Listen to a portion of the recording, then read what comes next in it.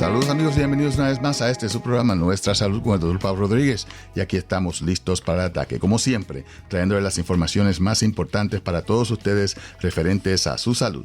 Salud física, mental, política, económica, salud universal se consigue aquí a través de Latina 100.3, la número 1 en música y mezclas. Y gracias siempre al patrocinio de Neighborhood Health Plan de Rhode Island, nuestros socios de la salud. En el día de hoy vamos a hablar acerca de la salud política. ¿Y por qué? Porque tuvimos en esta semana el debate presidencial entre la vicepresidenta Kamala Harris y el expresidente Donald Trump. Estuve escuchando el programa del Tripeo de la Mañana el día después del debate y basado en los comentarios de los oyentes y de los manejadores del programa, me di cuenta de que hay mucha mala información acerca de qué es lo que mueve la economía, qué es lo que mueve la inflación, qué es lo que están proponiendo ambos candidatos, y decidí de que era importante de que habláramos de estos tópicos en el día de hoy. Donde se ve la mayor confusión es en términos de la economía, que es el tópico principal para la mayoría de los oyentes. También se habló acerca del precio del petróleo, acerca de los impuestos, acerca del aborto y acerca de la inmigración. Y quería entonces tomar cada uno de esos puntos para que tengamos una opinión informada y no una opinión basada en cómo nos sentimos. Desafortunadamente, en este país, la situación de la política se ha vuelto una situación de emoción, de cómo me hace sentir el candidato o la candidata, y no basado en las propuestas, no basado en los datos, no basado en la verdad, porque sabemos de que especialmente el presidente Trump es un torrente de mentiras en todas sus demostraciones, en todas sus intervenciones. Hay que tener un libro de información para poder verificar lo que él dice constantemente. Y fueron muchas las mentiras que dijo en ese debate, pero este programa no es acerca de las mentiras, es simplemente acerca de la verdad. Vamos a hablar de la economía primeramente. La economía de los Estados Unidos en este momento es la mejor economía en todo el mundo. Eso está basado en las estadísticas de desempleo, en las estadísticas del valor del dólar, en las estadísticas de la tasa de interés, en todo lo que determina el valor o la habilidad de una economía de poder mantenerse saludable. Eso es claro, no se puede discutir. El problema es que basado en la inflación que hemos tenido después de la pandemia, pues las personas no sienten que la economía está beneficiándoles a ellos en este momento. Y es interesante porque en el último año hemos visto que el aumento en el ingreso de las familias, el porcentaje de aumento de ingreso en las familias es mucho más alto que el porcentaje del aumento de precios. Pero eso no es lo que la gente siente. La gente lo que siente es que hace 3, 4 años los huevos valían tanto y ahora valen 2 veces más. Y cuando tú vas al supermercado y tienes que comprar, pues entonces tienes que achacárselo a alguien. Cuando en realidad esto es parte del proceso económico que está determinado por el suministro y la demanda. Cuando hay mucho suministro, pues entonces, ¿qué hacen los que proveen ese suministro? Bajan los precios. Cuando hay mucha demanda, o sea que hay mucha gente con dinero tratando de comprar cosas, pues entonces los precios suben. Y eso es lo que ha pasado durante la pandemia. Número 1, el sistema de suministro fue alterado completamente. No llegaban los productos de la China, de Europa, de México, porque la pandemia estaba bloqueando a los camiones, a los barcos, a los trenes. Y por ende, los precios empezaron a subir vertiginosamente porque no había suficiente suministro de productos. Le añadimos a esto el hecho de que el gobierno de los Estados Unidos decidió de que tenemos que mantener la economía corriendo. ¿Y cómo lo podemos hacer? Tirando más dinero hacia la economía para que la gente pueda comprar. Y eso es un círculo vicioso, porque mientras más dinero tiene la gente, si tenemos un suministro limitado, entonces los precios empiezan a subir más. Y esto pues, en el momento en que la pandemia estaba ya terminándose, pues fue beneficioso porque empezó a crear una actividad económica bien acelerada. Pero una vez esa actividad económica se acelera demasiado, entonces los precios empiezan a subir y a subir y a subir. Y eso fue lo que pasó después de la pandemia. ¿Y por qué? Porque el gobierno decidió de que tenemos que inyectar dinero en el pueblo para mantenerlos saludables en términos de sus finanzas. Y eso pues creó entonces este círculo vicioso de más dinero en los bolsillos de las personas, menos suministro de productos y aumentan entonces los precios. ¿Qué pasa entonces cuando tenemos inflación? La inflación no es controlada por el presidente de los Estados Unidos. La inflación es controlada por el Banco de la Reserva Federal. Y la misión del Banco de la Reserva Federal, que es una entidad independiente del gobierno, es que aumentan o bajan la tasa de interés basados en la actividad económica. Cuando hay mucha actividad económica, cuando hay mucho dinero corriendo en el pueblo, tenemos entonces que subir los intereses, la tasa de interés, para enfriar un poco la economía, para evitar de que mucho dinero esté corriendo, esté siendo invertido en poco suministro. Y eso aumenta los precios. Pues entonces, ¿qué hacemos? El Banco de la Reserva Federal aumenta los intereses. Y la gente empieza entonces a decir, espérate, me han subido los intereses, no voy a comprar casa, no voy a comprar carro, no voy a pedir prestado, porque los intereses están muy altos. Eso disminuye entonces la demanda, y el suministro entonces tiene entonces la posibilidad de balancearse con esa demanda. Se baja el suministro, se baja la economía, y entonces ya cuando eso sucede, los intereses entonces pueden empezar a bajar para llegar a ese balance. Otro de las causas de inflación es los salarios. Y la gente va a decir, caramba, pero este doctor, mira cómo me va a decir a mí que yo ganándome más dinero es malo para el país. El problema es este. El problema es que cuando el desempleo baja a niveles bien bajos, como está en este momento, que está en niveles récord. El desempleo está bajísimo aquí en los Estados Unidos en este momento. Los empleadores no tienen suficientes empleados. Pregúntenle a cualquier dueño de restaurante si tienen suficientes meseros, si tienen suficiente gente limpiando en la cocina, lo que sea. ¿Qué pasa? Que no hay suficientes empleados, y la única manera que tienen los empleadores de conseguir más empleados es aumentando los salarios, y empiezan a darle más dinero a sus empleados. ¿Qué pasa cuando eso sucede? Que los empleadores tienen que buscar el dinero de alguna manera. ¿Y cómo lo hacen? Subiendo los precios. Y eso pues causa más inflación. Y ven cómo el balance entonces es tan difícil de obtener.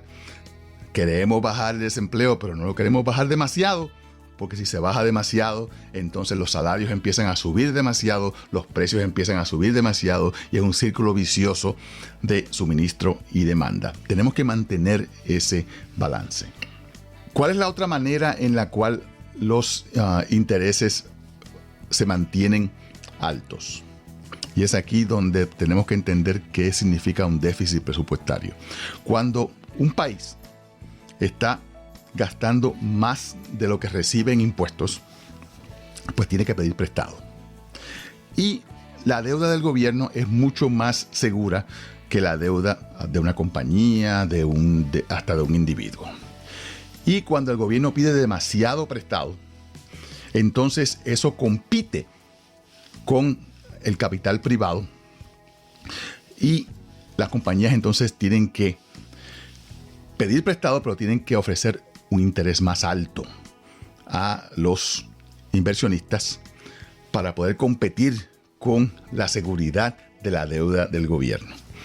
Y cuando miramos el déficit presupuestario causado por el corte de los impuestos que hizo Trump cuando era presidente, encontramos que en los próximos 10 años el déficit presupuestario neto en los próximos 10 años va a ser de 8.4 trillones de dólares. Y la gente dice, no, pero él tuvo la pandemia.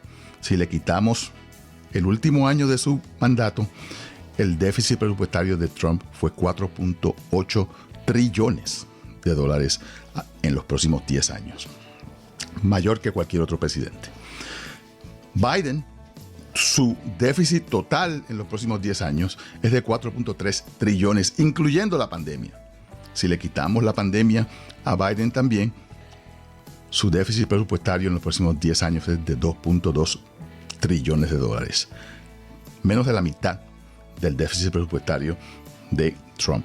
O sea que en términos de el efecto que tiene el presidente de los Estados Unidos, que es solamente el déficit, la cantidad de dinero que piden prestado, en ese sentido, la contribución de Trump a la inflación es mucho mayor que la contribución de Biden. Y eso es bien difícil de entender porque si no sabemos exactamente cómo es que estos números trabajan, no podemos entonces entender cuál es la situación.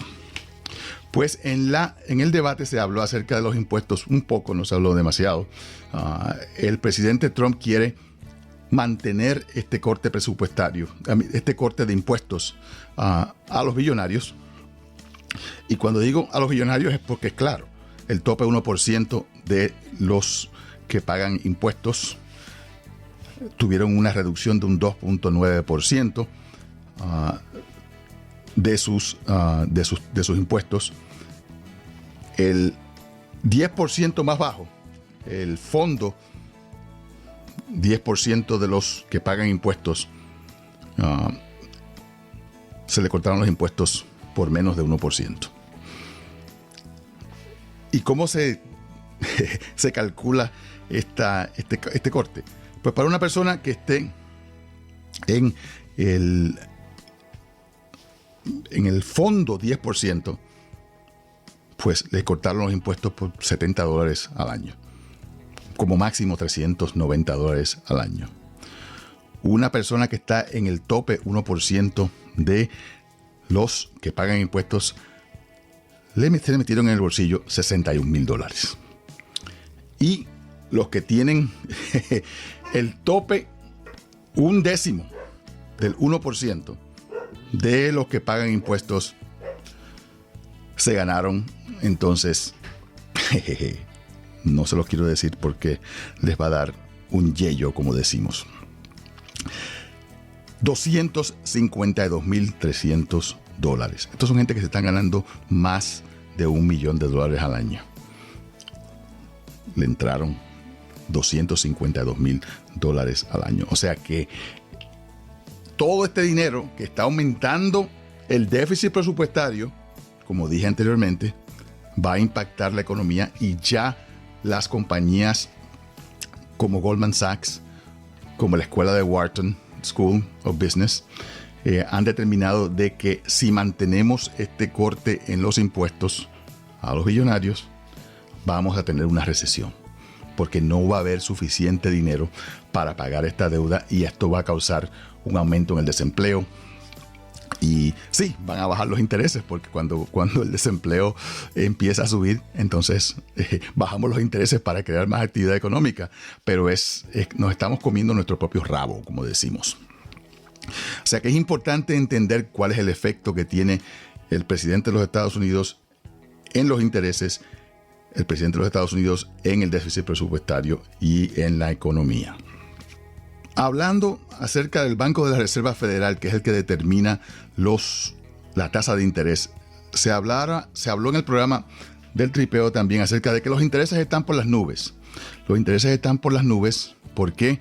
Porque durante la pandemia tiramos dinero al pueblo con estos PPP, estos préstamos PPP, todas las becas que dimos, todo el dinero que tiramos al país.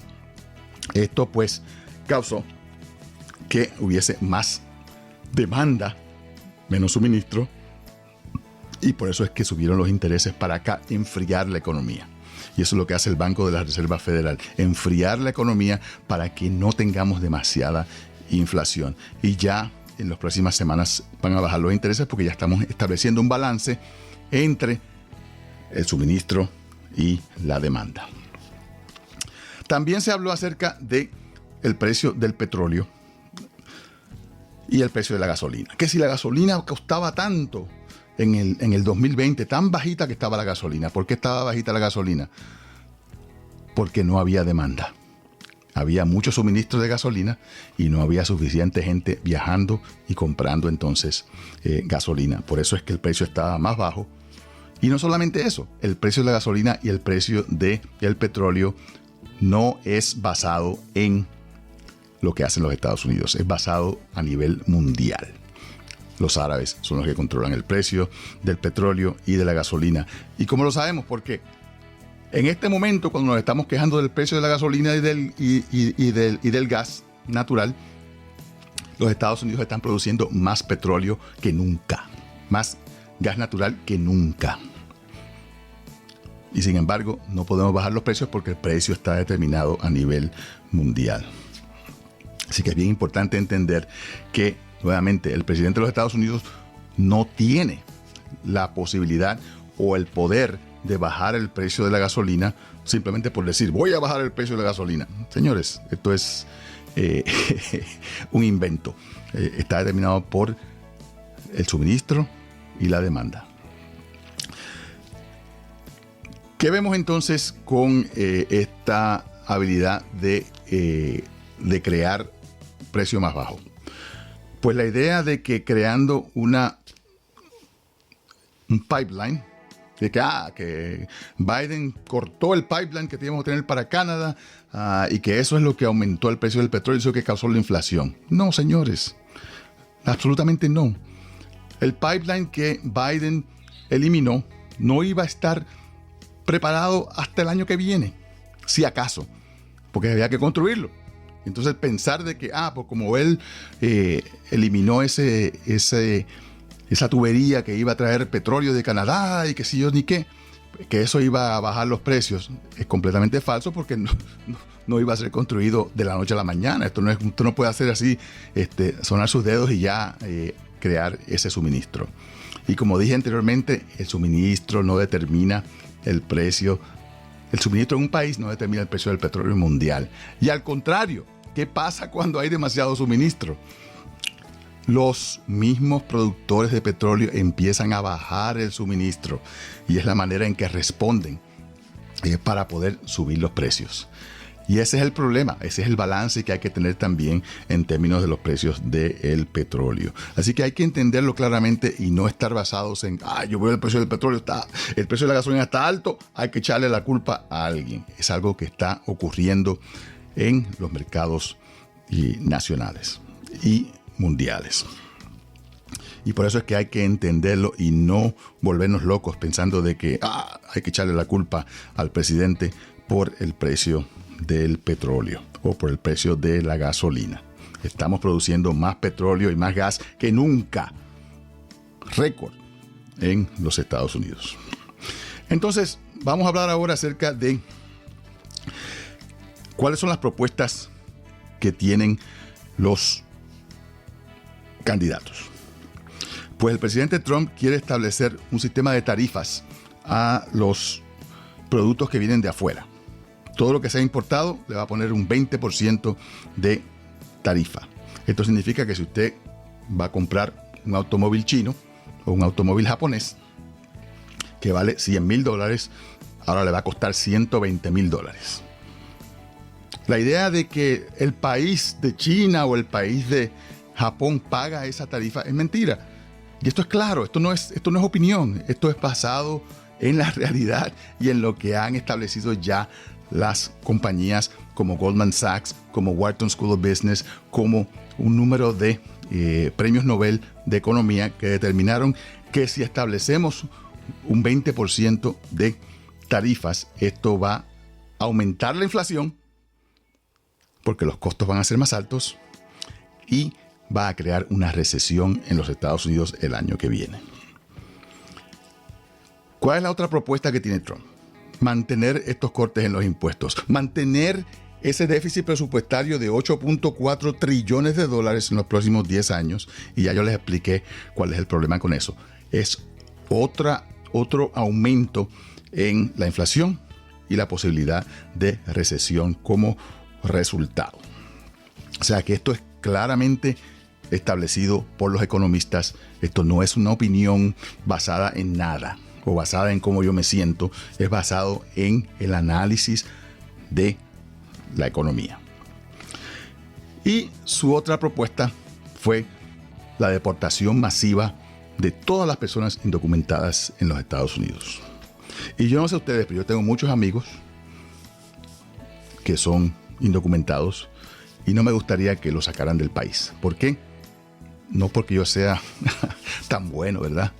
Es porque este país depende absolutamente de la mano indocumentada. Más del 60% de los trabajadores de la agricultura en este país son indocumentados. Si usted quiere dejar de comer tomates, de lechuga, de frutas, de pollo y de carne, no hay problema. Deje de comerlas, porque entonces podemos deportar a todas estas personas. Pero dependemos absolutamente de la mano indocumentada en este país para poder seguir adelante. Y lo que propone el presidente Trump es deportar a todos los indocumentados, no a los criminales, a todos, todo el que esté aquí indocumentado. Y obviamente esto va a crear un desempleo altísimo. El costo de las frutas, de los vegetales y de la comida va a aumentar desproporcionadamente porque no va a haber suficiente suministro. Y esto ya pasó, ya lo vimos en Oklahoma. En Oklahoma, cuando pasaron una ley que era ilegal, el de rentarle un apartamento a un indocumentado, se cayeron las fincas. ¿Y quiénes fueron los que cambiaron la situación? Los mismos republicanos de Oklahoma.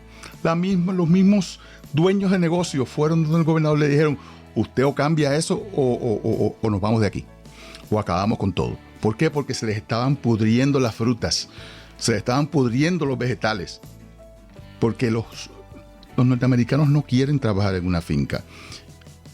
¿Usted sabe cuánto le estaban pagando a un recogedor de tomates en esa área cuando tuvimos esa situación? Hasta casi $40 la hora. Y yo digo, caramba, eso es más que un doctor. Pero ¿qué pasa? Que la gente no aguanta ese tipo de trabajo, y eso es lo que tenemos que estar claros, de que nos estamos cortando el brazo derecho para decir, tenemos que ser fuertes con los inmigrantes. Y esta idea de que el crimen en los Estados Unidos está basado en los inmigrantes es completamente falsa. Nuevamente, los números y las estadísticas son claras. Los indocumentados cometen menos crímenes que los que son ciudadanos. Y sí, hay criminales, hay asesinos, hay pillos, pero eso los hay en todos los pueblos y en todas las comunidades. Y en términos de estadística, hay menos en la comunidad inmigrante que en la comunidad ciudadana. Así que vamos a entenderlo claramente cuál es el efecto de estas deportaciones masivas, donde se quiere utilizar la policía, la Guardia Nacional y hasta las Fuerzas Armadas para ir de puerta en puerta sacando a la gente de las casas. Yo no entiendo cómo una persona inmigrante que tiene familiares y que tiene amigos que son indocumentados puede estar apoyando este tipo de situación. Y esto fue todo lo que se habló. Además, no quiero hablar de los gatos y los perros que se están comiendo los inmigrantes, porque eso, todas las personas que son pensantes saben que esto es un invento y que es una mentira. Otra más de las millones de mentiras que ha emitido el presidente Trump para asustar a la gente de que los inmigrantes haitianos, que son negros, acuérdense que aquí tenemos una situación de raza también, que se están comiendo los perros y los gatos. Eso es ustedes lo saben, que eso es un invento y una mentira, así que vamos a no quiero ni hablar de eso, porque eso es ridículo y ya ha sido ridiculizado a través de todo el mundo. ¿Qué propone la candidata, la vicepresidenta Kamala Harris? Pues quiere darle $50,000 a cualquier persona que cree un negocio, $50,000 para ayudar a sacar a ese negocio. Tiene que ser un negocio nuevo, no un negocio viejo. Un negocio nuevo va a recibir $50,000 para ayudarle a salir adelante. Para arreglar la situación de las viviendas, $25,000 para pagar el pronto pago para personas que quieran comprar casa por primera vez. Los niños, las personas que tengan niños, les va a aumentar el costo, les va a aumentar el crédito contributivo a $6,000 al año. Y aquellos que dicen que ella no dio ninguna propuesta, habló 3 y 4 veces acerca de estos tres números claros. Finalmente, cuando hablamos del aborto, el presidente Trump no contestó la pregunta de si iba a establecer una ley nacional para prohibir el aborto completamente. No lo contestó. No, que yo no tengo que hacerlo, que ni lo contestó. Y Kamala Harris lo que dijo fue que va a firmar una ley que establezca la protección del derecho al aborto que estaba ya desde 1973 con la decisión de Roe vs. Wade, que va a restablecer esa protección a nivel nacional. Esto es claro, señores. Esto es claro. Desde que esa decisión fue destruida por la Corte Suprema, basada en los jueces que el presidente Trump había nombrado, tenemos que 1 de cada 3 mujeres en los Estados Unidos están viviendo en un estado donde no tienen un derecho al aborto. Y en estos estados, en el primer año de ese bloqueo del aborto, 65,000 mujeres salieron embarazadas como resultado de violación y no tuvieron la oportunidad de hacer algo al respecto. Esto es claro, la gran mayoría del pueblo norteamericano está a favor de que se mantenga la protección de Roe vs. Wade, y el presidente Trump, nuevamente, como parte de su torrente de mentiras, dice que todo el mundo quería que se eliminara esa protección. Eso es mentira y lo sabemos.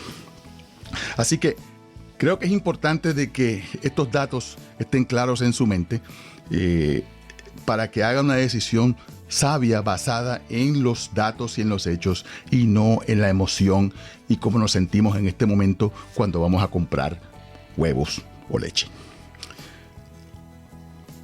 Si quieren más información o tienen alguna duda, me pueden enviar un correo electrónico a drpablo@nuestrasalud.com y yo con mucho gusto les envío las referencias y les envío toda la información necesaria para que usted sea una persona informada, porque solamente votando con información es que vamos a seguir adelante en este país. Gracias por estar con nosotros en el día de hoy. Se despide de ustedes su servidor de siempre, el Dr. Pablo Rodríguez. Neighborhood Health Plan of Rhode Island quiere que usted y su familia tengan cobertura de seguro médico. Ahora que el proceso de renovación de Medicaid ha finalizado, es importante comprobar si aún tiene cobertura. Contacte a Neighborhood para averiguar si sus beneficios de Medicaid siguen activos o inscribirse en un plan. Llámenos hoy mismo al 1-800-459-6075. En Neighborhood estamos para ayudarle.